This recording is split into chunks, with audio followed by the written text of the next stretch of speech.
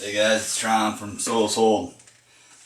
I am going to do a breakdown for you guys, as promised. I don't know whether you can see that, but I'm going to print off a bunch of these and include them for the guys that get kits and stuff like that. But right now I'm going to go through and show you guys a couple things, parts wise. So here's the rings. Here is the Dovetail Bracket, and I did put a relief in here.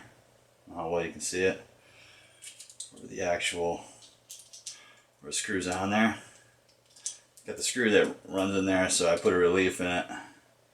Now on this, when you actually mount it to this bracket, the Dovetail Bracket that goes up, you put the 440 screw down from the top, so you screw it in from the top down. Make sure everything's good and snug, and I'll break it all down. So here's this bracket. These are 440 screws. All the fasteners come in the kits. These are all 832s that go in this bar. So what you'll do is have it this way. You will. This is the Dovetail mounting bracket. Of course, you got the rings. You get the weavers on eBay for I think $5 to $10 a set. And the Dovetail Bracket. Here's the scope, the Windage Box and the Windage knobs, which are false, you know. And I've got glass that's coming with these that you'll just take. Put the small one in the front, back one in the back. I never did get my hands on a real scope, so after studying all the pictures and everything, I got my hands on a resin one, which didn't come apart. I asked everybody on the forum if they'd be willing to let me give them a deposit, even like ridiculous amounts, like $1,000+ just to be able to take it and, you know, pull the math off of it. But and I understand why nobody, you know, there's horror stories out there. But it happens. Here is the Wingnut that I did, and here's the one that I was just contacted like a little bit over a week ago by an RPF member. He said, hey, he was getting some steampunk stuff from a guy, and the guy had a box of these or something, and they were actually war surplus, and but they have the same threading. Sorry about that. So yeah, these had to be laser welded out of 3 different pieces. So the only thing that these don't have is like that little nylon grommet that's in there, or whatever you call it. Same threading, same exact threading. So, here is the Flashhider. Here is the, sorry about that, part I've replicated. They're identical. Made this, which is the screw for the Flashhider. Made that, and find this, the Wingnut. Oops.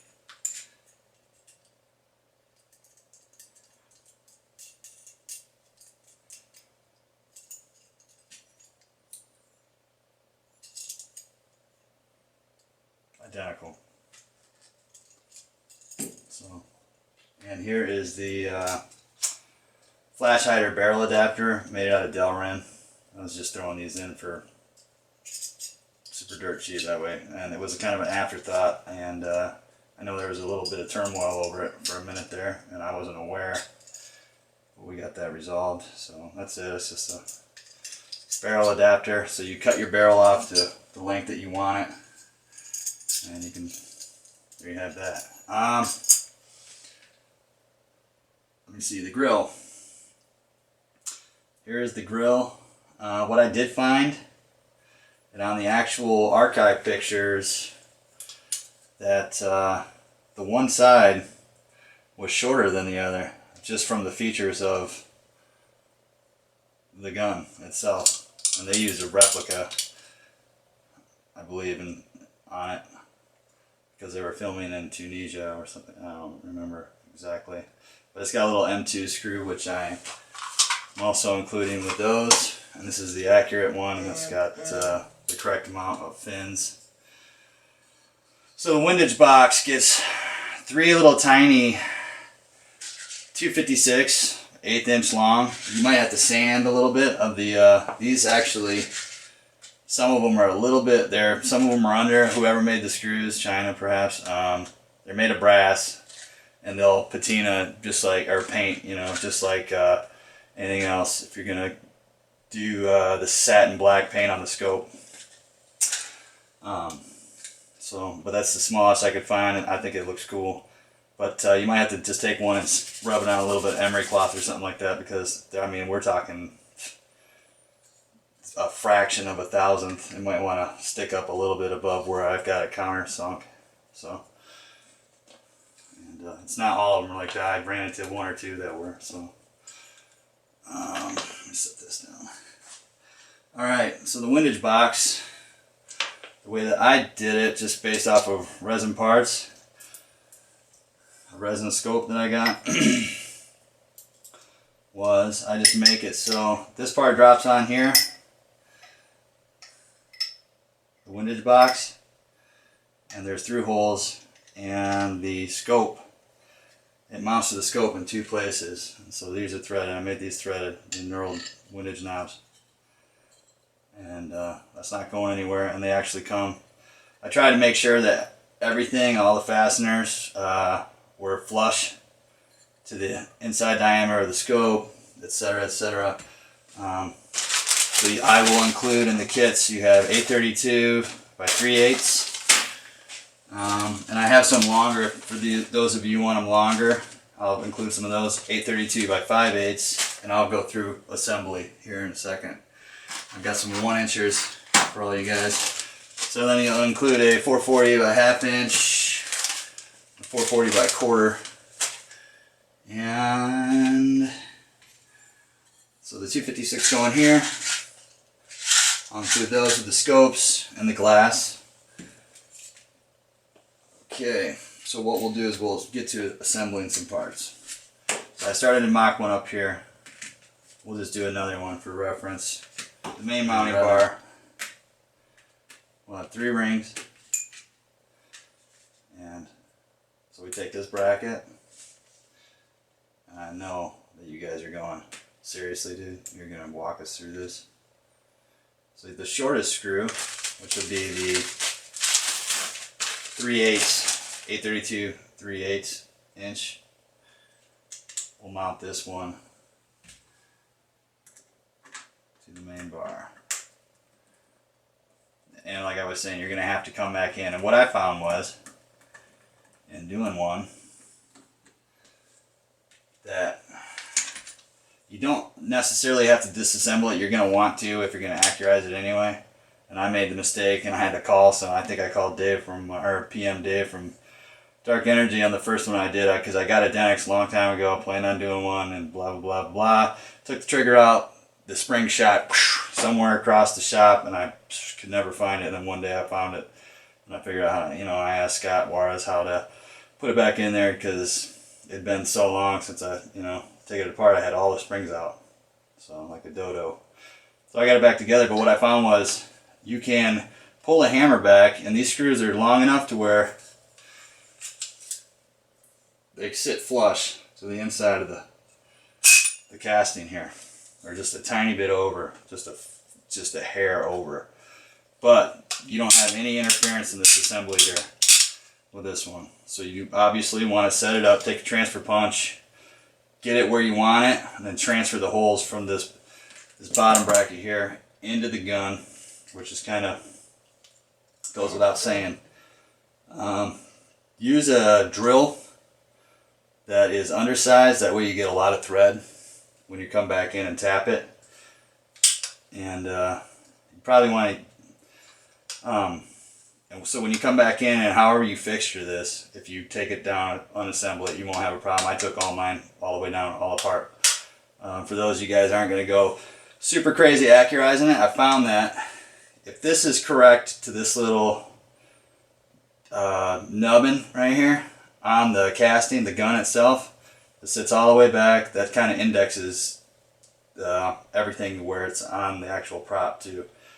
So, and you'll see that little corner sticks up on the archive photos. So back to what I was saying, you transfer your hole pattern onto the gun, you come back in, and you're going to use an undersized drill out the holes for the 832, come back in with a tap. If you have it fixtured, everything's good, level, not cockeyed. I would use a level, like a torpedo or something like that, if you're going to hold it in a vise on a drill press or whatever you're doing. And pull this trigger all the way back. It'll go back, hold it back just a little bit more, then drive the drill home. And when you're tapping it, make sure it's good and straight. Hold that back, run the tap, it'll go pass by all this little the trigger mechanism that's on the inside. And I had no problem. And you guys might have to do, you're going to have to do a little bit of fit and finish on this, obviously, unless you send it out to somebody else, but I just wanted to throw that out there. It worked fine for me, and I've done, oh, this will be the third one that I mounted, the bar on. So, back to what I was doing. So we have the smaller one, the 1/4 inch, holds these two together. That goes flat to that surface, or the flush to this surface. There's that. And we have this is the 5/8. These are the long guys. This is what I use these for. But I'm going to include the 1 inchers. That way you can get some good depth. And you'll probably have to cut them to fit. So this is threaded. And it's got some relief back here, so that way when you're going into the threaded body of the gun, you're not gonna have too much trouble getting it on there. I didn't want to make it through because I wanted it to kind of be rock hard, steady. So you can probably get one of these 1 inchers and just clean it up a little bit if you don't want to. And some guys come back in. I've seen guys JB weld the mount to the other guns and then make a stud that comes up, screw it in backwards, all kinds of stuff. I didn't see that being necessary. So the middle ring, obviously the longer screw, which would be the 5/8. I didn't see the point in having 3 mounting locations. You could, but I think you're going to run into some issues. So there's another one that's flush with the longer screw, and I'll include, everything, the call out for the assembly. So this will be another shorty right over here. This will be a 1/4 inch right here. So moving on. So what I like to do is take the dovetail bracket and the upright bracket, and I have some 440s 1/4 inch that I'm including with the kit.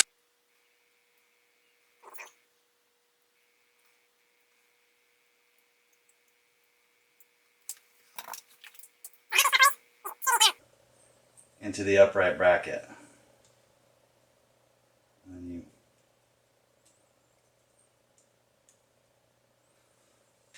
lock them together. These take the 1/4 inch 440s. These guys. That attach the dovetail bracket upright to the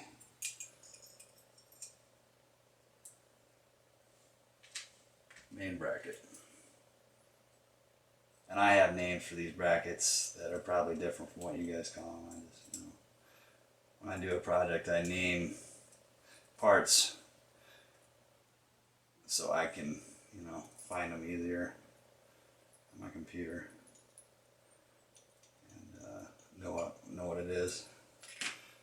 So there's that. You might want to use a little bit of Loctite on here, blue. I would use just a tiny, tiny drop of red. Make sure it never falls off. I don't know how many of you guys are going to go trooping with something like this, but the other idea of making it out of aluminum was so it wasn't god-awful heavy, and it's,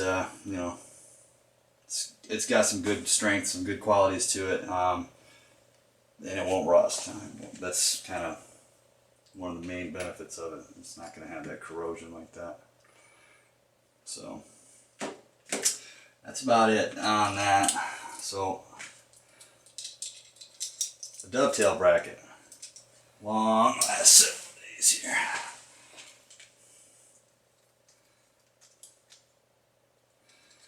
Then you would tighten down the weaver rings.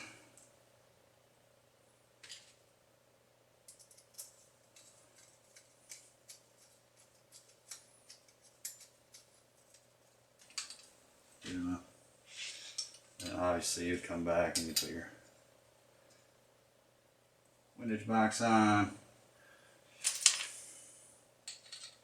Drop that in there. Tighten that down. Put that one in there. We got that. That's done. And the grill, obviously, you just take, like, everybody's gun, every Denex is a little bit different. What I noticed is, so you might have to come in with a file or a Dremel on the inside of this top corner, just a little bit, because all the castings are a little different. I tried it on one, pops on, it's real tight. Tried it on a different other Denex that I got, and it seems like it's a little bit loose in some spots. It's just the castings. So these are all identical. So, but you just take that. I like to just drop the screw in. The screw does nothing. It is just purely aesthetic. Again, it's almost flush to the inside there.